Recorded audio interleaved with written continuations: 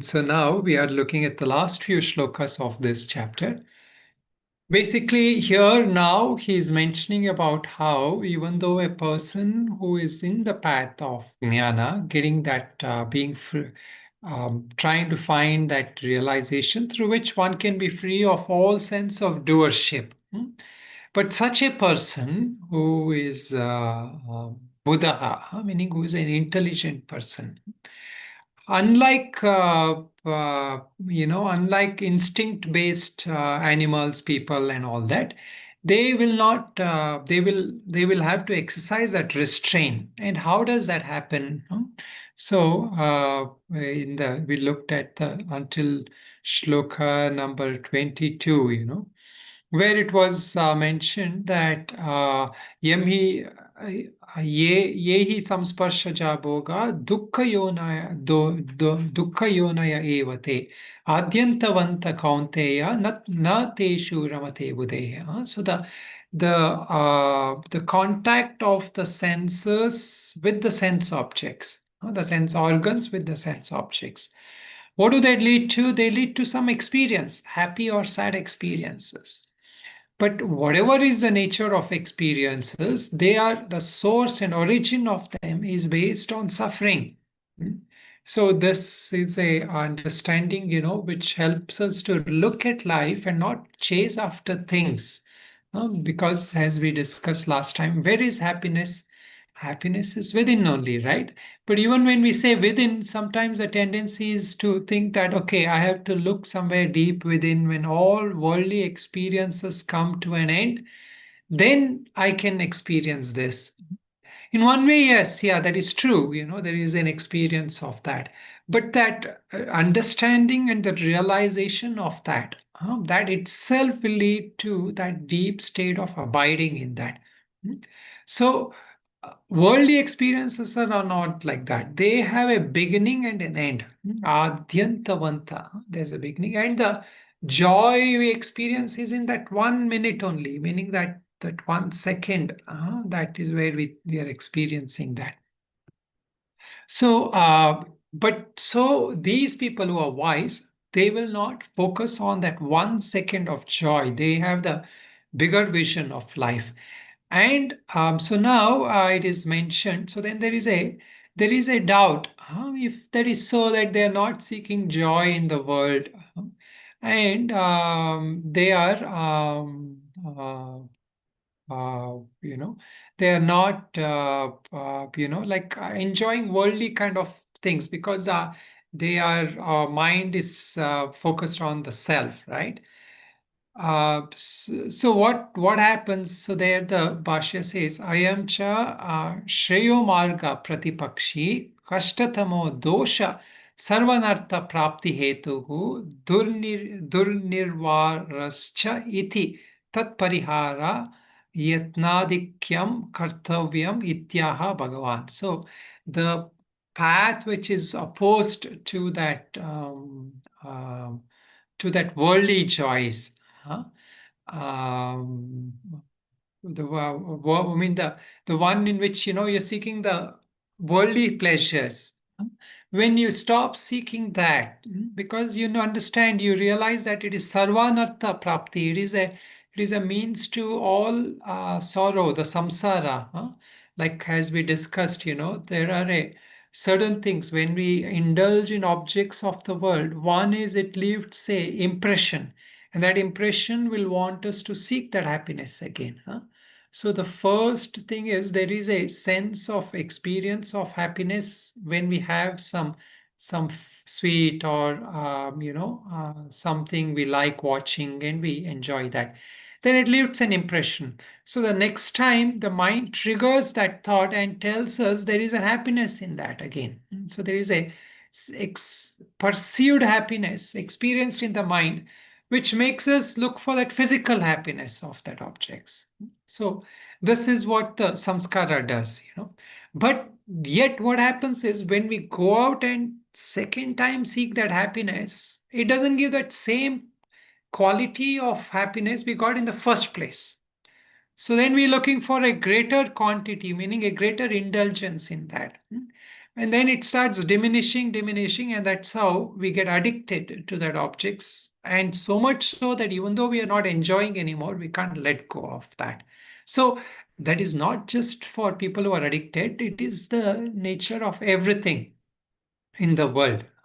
So there is not just that when you have that, there is a temporary, momentary second of relief. But there is a pain following that and after that. Adyantavanta. Before it begins, you are missing it. After it is gone, you miss it again. So this is that what it does. And based on that, other kleshas are coming. Other meaning irritation, anger, raga, dvesha, all that are getting seated. Because now we are identified no longer with Atma. At that point, we are just identified with the body and the senses and their needs. And a person who starts gaining knowledge, he sees this dichotomy. I'm seeking something else, but then the senses are seeking something else. So how does this person, what should this person do? How can this person become free? So there is where, it is given what happens to um, the person. How does he go about? So let us look at um, these shlokas.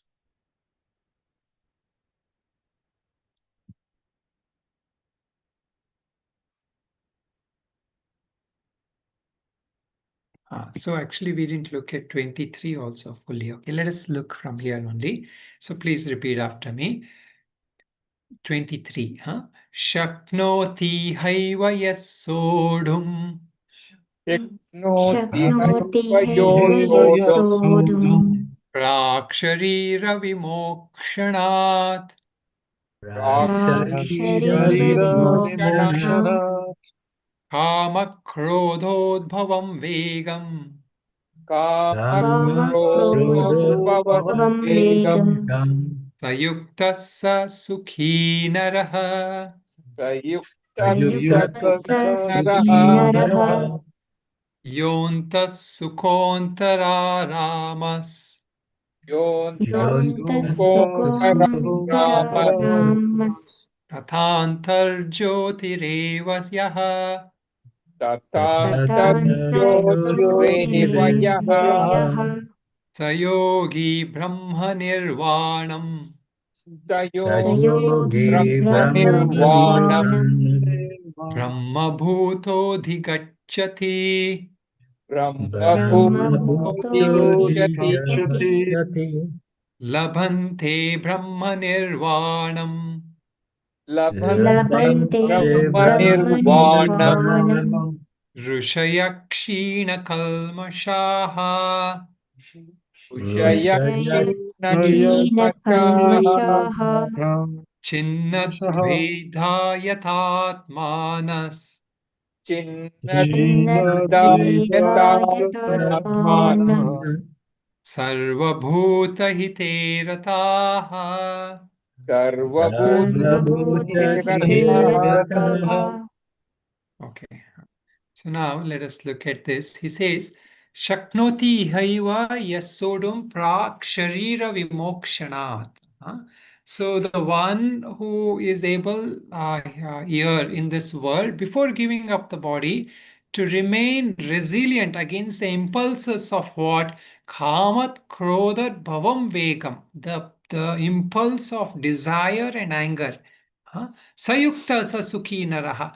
Such a yogi is truly content and he is happy, meaning that bliss that we think is outside. That in order to do it, what do you have to do? The first step is resist that outgoing tendencies. See, unless you make an effort to resist that outgoing tendencies of the mind, you will not be able to even sit for japa, meditation, or to get a sense of that inner sense of peace. So this is the first step, meaning that a yogi or whosoever has to withdraw from that indulging in that objects. And so how do you do that? You first understanding and wisdom has to come. So what is karma? Karma means desire in general, but we know that is just desire is one of the kleshas, meaning it accompanies with this all the other kleshas are there. So he's giving here karma and krodha. So in the second chapter we discussed this ladder of fall. I don't know if anybody remembers still. In the second chapter, what is the thing? First, dhyayato vishayan pumsa. Person dwells on the objects. Then, sangastechu pajayate. So, from that quantum thinking on the objects, like if you're thinking of something pleasurable, you miss, like let's say chocolate, then your mind is attached to that. What happens after that? It is there in our book also, that chart we have. What is the next step from there? Kama krodhobi jayate. So next step is kama. Sanjayate kama. From there, kama comes. Meaning from that thinking of that objects, there is attachment to that objects. From that attachment to that objects, there is desire, kama. So when that desire is fulfilled, then not fulfilled, what happens? Kamat krodhovid. There is anger because desire that is stopped, obstructed, leads to what? Anger. If somebody, you want to do something, you want to go to some, let's say you are planned for a evening, go out for a movie or something. But then somebody comes and says that, today you can't go out, like I don't know what, lockdown or something, and something has happened. So there is anger, there is frustration, irritation. And then what happens after that? You get angry, you lash out. So what is that lashing out? What happens after that? After anger, what happens? Krodha. Sammohat smritir Brahman. No, krodha bhavati sammoha. There is delusion. After anger, there is delusion. Then, meaning the mind gets deluded. You don't know what you're doing. You may lash out, you may speak badly, you may say negative things, or you may even physically hit somebody. Delusion there. The good intentions are gone. Moha, then from moha becomes smriti vibramaha. The memory is lost. And from the loss of the memory, the intellect is gone, meaning you're not able to exercise the intellect, then you're just like an animal. So now here's the point. He's talking about karma. Karma not fulfilled leads to krodha. Karma fulfilled, what happens? Are you happy, content when the karma is fulfilled?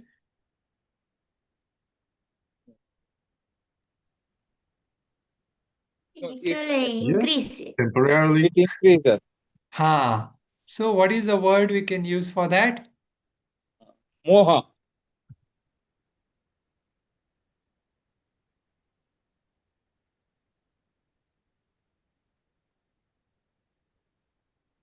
Anybody? Avidya. Lust. No. Although You guess, huh? although there is pleasure or happiness momentarily, it develops craving, thirst. What is that called? What can we call that? So in our terms, it is called as lobha, greed. See, when the desire is not fulfilled, it is krodha, anger. When the desire is fulfilled, what happens? It is one of the shadripus we call lobha, greed. Desire fulfilled will want you to seek more, as you were saying, craving. Craving means here it's not just normal craving. Here it's a greed for more. I want more and more of this. So both desire has two-pronged problem. If you fulfill also there is problem. If you don't fulfill also there is problem. Because as the Bhashyakara says, Madhusudana Saraswati says that there is nobody we know of in the world, normal people, whose desire is fulfilled and then they are quiet and content, They want to do more and more and more. So worldly things, I'm saying, when you worldly things, two-pronged approach, not fulfilled anger, fulfilled you want more. Like many sports guys, right? They win one world championship or something. Does it stop there? Immediately they'll say, next year again we have to win, or we have to win more, we have to win another championship. So this is how the world is, our whole mindset is based on. So kama, krodho bijayate, kama is also leading to lobha. So this krodha is what? Krodha means it is that what we call as dvesha, raga dvesha. So how do we come out of that? So here, there is no direct, because a lot of Bhagavad Gita follows also in line with Patanjali Yoga Sutras. I mean, the yoga part, the Vedanta part follows the Vedanta, but in the Yoga Sutra, there is a sutra which says, Drishtano Shravika Vishaya Vitrishnasya Vashikara Sangya Vairagyam. How do you break free? How do you withdraw from karma? What is really vairagya? How do you really mentally renounce? Because see, that is the most important thing, right? Here we are talking about karma sannyasa means what? Being free from that sense of doership. Doership is propelled by the desire for enjoyership. So this is a constant cycle. So drishtanushravika, things that I have seen, I have experienced, they have left an impression. So we are driven by our sense perception, and those sense perception have left with me. So unless I'm able to release that sense enjoying from sense perception. And anushravika, people have told me there are some wonderful things to enjoy in this world, great places to go, beautiful things to do. That also has created desire in us. So desires has come from two sources. One is through things I've seen and I want to enjoy again, or I've not attained it, so I'm thinking I can attain that. And then somebody has told me there are these beautiful things. Here Anushravika means even that some shastras, sometimes early part of shastras, are also somewhat giving us desires which are going to put us in problems, like going to heaven, going to higher locus and all. That also is like a bondage. Now we have a desire for vitrishnasya, that one who is able to free from that, he become free from those desires. That person is what is called as vashikara sangya. This is the highest kind of vairagya. So what is the demonstration of this? There is a demonstration given, meaning the in example, what is the example? How much free we have to be, the goal we have, what is the goal? So here he says a person who is dead, let's say a body, a corpse is there, and that person gets embraced by a very attractive opposite sex, or whatever whomsoever is attracted to. That person gets hugged closely by such a person, a young, very attractive person. Then that person, does he have any desire, anything, any kind of thing that arises? It doesn't arise. Similarly, if that person's close children, they leave him and go because he's no longer alive, right? So they leave him and walk away. So there's no response from that dead person.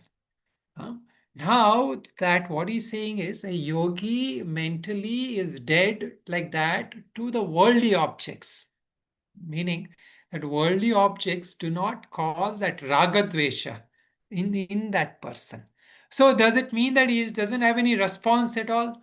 No, he has responses, but it is not the craving responses or aversion responses based on that objects itself. So there is actually two kinds of desires. He will talk about it in the next, the two slokas after this. One desire is a harmless desire, meaning it doesn't have that grasping quality. What is that? when we are identified with doing something either for others or for the sake of progress, spiritual progress, meaning attaining the highest goal. Ideally, both, because uh, uh, one alone sometimes can be misleading. So, when we are having a desire to do for others or for spiritual progress, then what happens that egoistic grasping is not there. Or at the most, we will do our duties because the scriptures tells us we have to do our duties. We have to fulfill whatever duties based on our ashrama to our whosoever, our family and other people. We are doing it, but not based out of the desire, based out of craving, aversion. Then the other one is the one he's talking about, where he gives an example. That desire is like it has a strong vega. Vega means a force. How is this force? He says this force of desire is like this. He says a strong rain has come. Like Ganga sometimes here, especially if you're up in the mountains, you will see. When the rains are too high, the Ganga river flows with such a force. Anything that comes in the way, it will take away with it. Even though a long, well-built structure, it will take away. So that is what he's saying. A person is caught like that otherwise and that is what we call the wave of samsara. So samsara meaning that the wave we are caught in, for it doesn't look like us to us, right? We seem we are very happy at our place and all that, but every thought in us is being driven by this river of current, which is unseen. This river current is unseen, pulling us, pushing us. And when we get this karma and krodha, we are like this, what some people say, like the headless chicken. Meaning a chicken, when it's cut off, it starts running in all directions, right? So similarly, we are when the kleshas operate. Of course, we don't see it because the kleshas operate at different levels in our Yoga Sutras again, that 4 levels. There is prasupta. Prasupta means there may be some kleshas which are very dormant. I don't even know they exist. Then there are some which have thanu, which is like mild. It is there. Like if you have some inclination for some drinks or something, but you're not addicted. But somewhere you go, you see it, your mind triggers that interest. And then there is vichinna, interrupted. You're okay for about 8 hours, for 9 hours a day. But sometime in the day, sometime maybe like in the evening or something, suddenly the desire will come for drinks or something. Then you forget everything. So you go back to the old patterns. So this is again that vichinna. And then there is the udara. Udara means it's fully manifested. All the time you are caught up in that. So this is how the samskaras are operating in us. So if you remember in the uh, third chapter, Arjuna asks the same question. Ata kena prayukto papam chariti purushaha. He says, what is it that drives people to do bad things? Meaning, what is it that drive people to do things against their good intentions? So third chapter, what is the answer Bhagavan gives? Anybody remembers?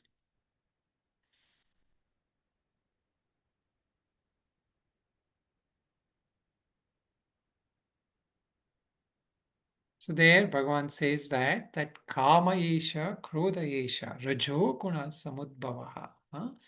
Kama and krodha, these are born out of rajo guna. So rajo guna means like that guna which is activating, forcing us to do things. See, sattva guna by itself will not force us. Tamas also will not force us because tamas by nature is dull. You are steeped in that ignorance. But rajoguna will force us. It will force us to do things which we don't want to do. So we get stuck. We get stuck in the We get stuck in seeing that. Sorry, is my screen coming? Are you able to see the screen?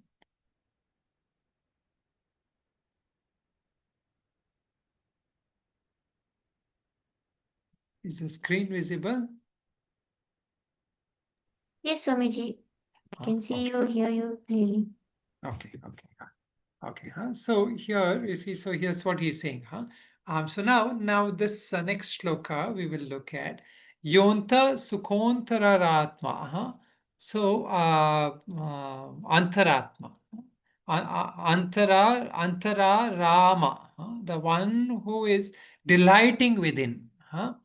One who is abiding in one's own happiness, one meaning one's who has found the joy. What is the means of being free from this? So that is what he is saying, the means to be free from that is that, see, the first thing to be free from that is to have the viveka that we want to be free. But that is what he's saying. When that flow of current is coming, all your good intentions will get carried away. So what do you do? So that is where, through the practices of yoga, through the practices of other sadhanas which we are doing, we learn first to have that enjoyment within, learning to be in that self, abide in that self.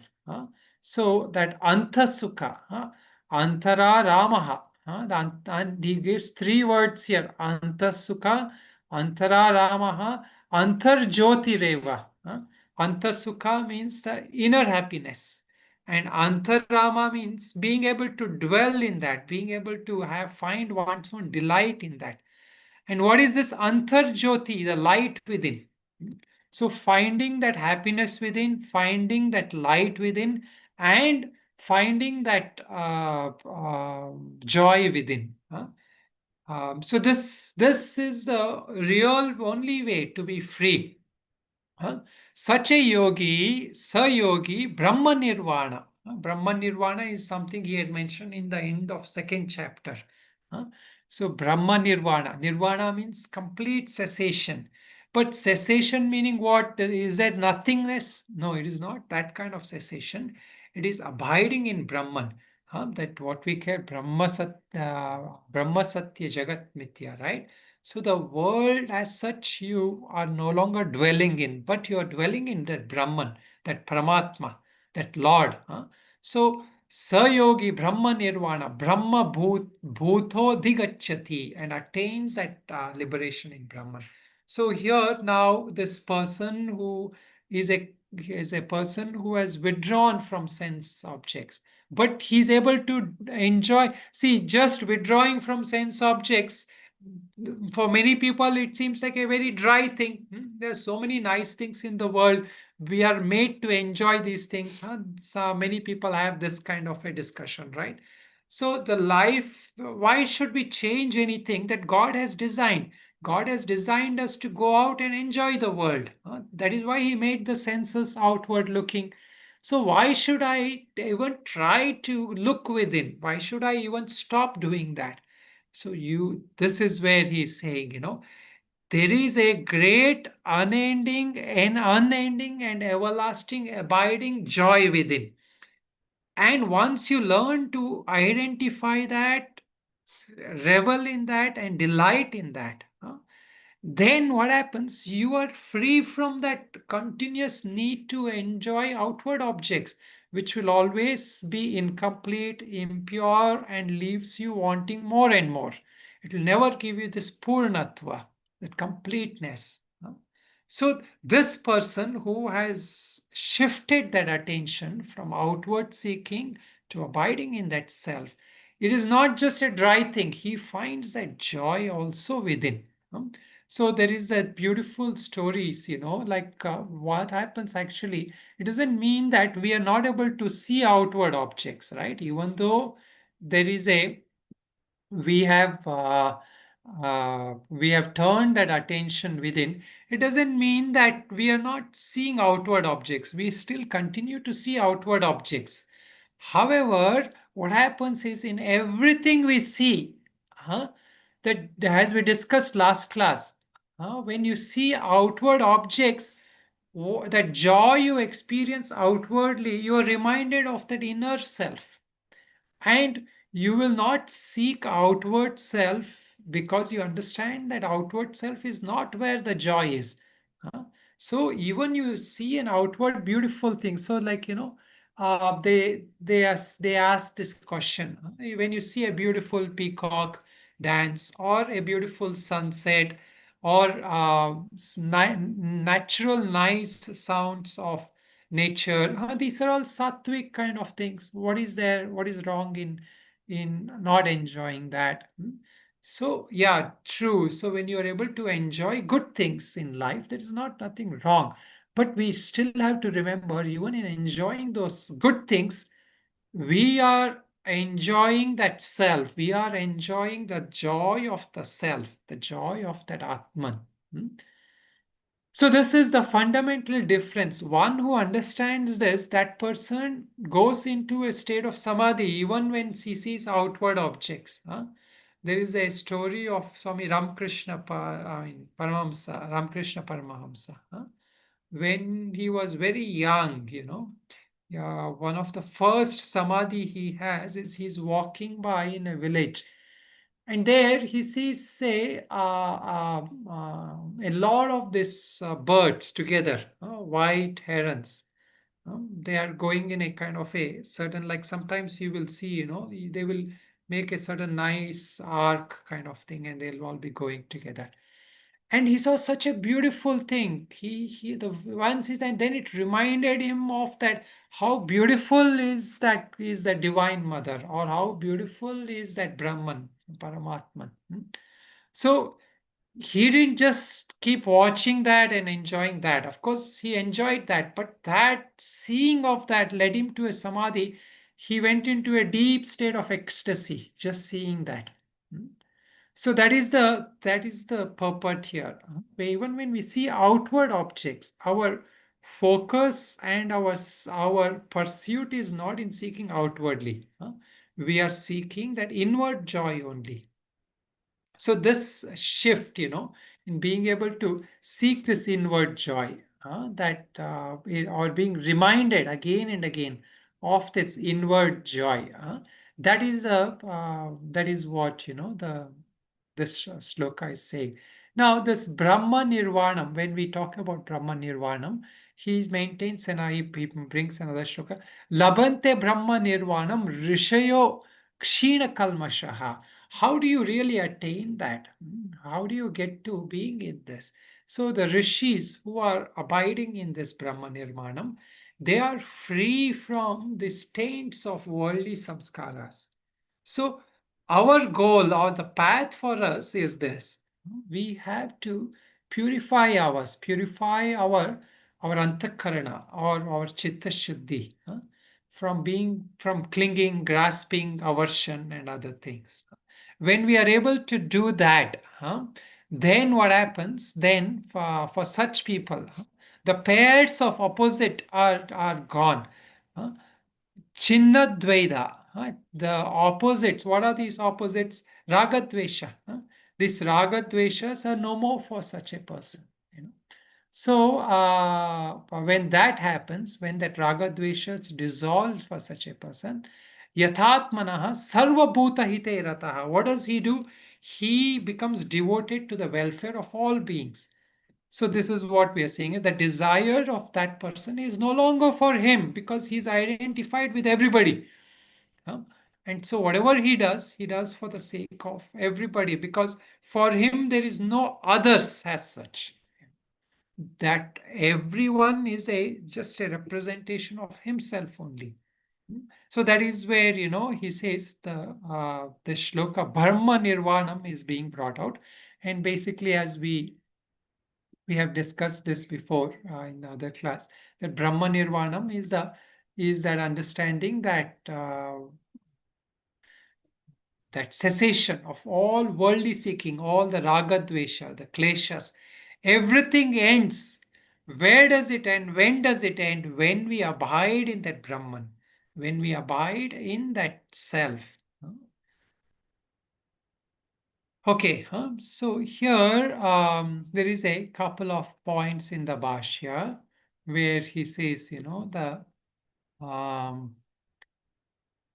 antar Antara Ramaha tata eva antareva atmanyeva jyoti prakasho yasya sa antar jyotireva ya idrishaha. So there he mentions that the one who is dwelling within, who is dwelling in that inner joy, that person has the light only within, antar jyoti, meaning his light, meaning his light of eyes is not directed outwardly, seeing in outer objects.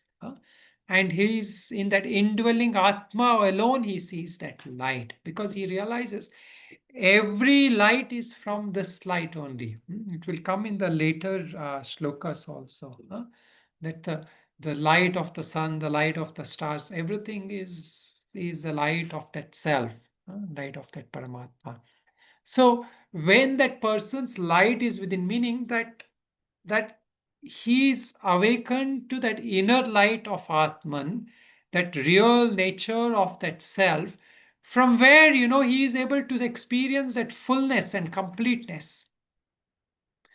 And then there is no more need to seek fulfillment outwardly in the outer object. So he doesn't have to depend even on his senses or what others tell is beautiful in the world, because a person who realizes that even that shastras at that point is not necessary because he's able to abide in that self. When you're able to abide in that joy of that self within, then you don't need to listen to anybody, or nor do you need to seek out outwardly. But until then, we need enough conviction. We need to know, because if you're not able to understand and enjoy the self, that there is a self, if you are able to abide in that self and become decisive and have conviction about that, then only we will turn within, then only we will abide within. So that what enjoyment which we are seeking in the world, that force of it is so strong. Unless the outward objects we see, we are able to be reminded of the joy of the self in that outward objects also. The joy of the outward objects is not from that outward objects. And then we have to have that conviction that we don't want to seek outwardly, even that trigger that has given, that trigger of joy from that outward objects is not worth seeking, because that is only a small iota of that real unending joy and happiness within. So that is the promise of this shloka. When you attain that Brahma Nirvanam, all the sufferings, all the doership, everything, then you are free from that bhoktrutva and that kartrutva. Both of them we become free from. Okay. And also, and there's another path also to this. The other path to this is looking at life with the prasada buddhi, for those who have that deep abiding faith in Bhagavan. Then what happens? Everything that comes you accept from the Lord with prasada buddhi, meaning whatever is good or bad, you take it with a sense of pleasantness, a sense of being blessed by Bhagavan. So this is where the Shraddha is important. If you have that Shraddha, then whatever we get, we take it as a blessing from Bhagavan. Then that helps to make that shift to abiding in that inner joy.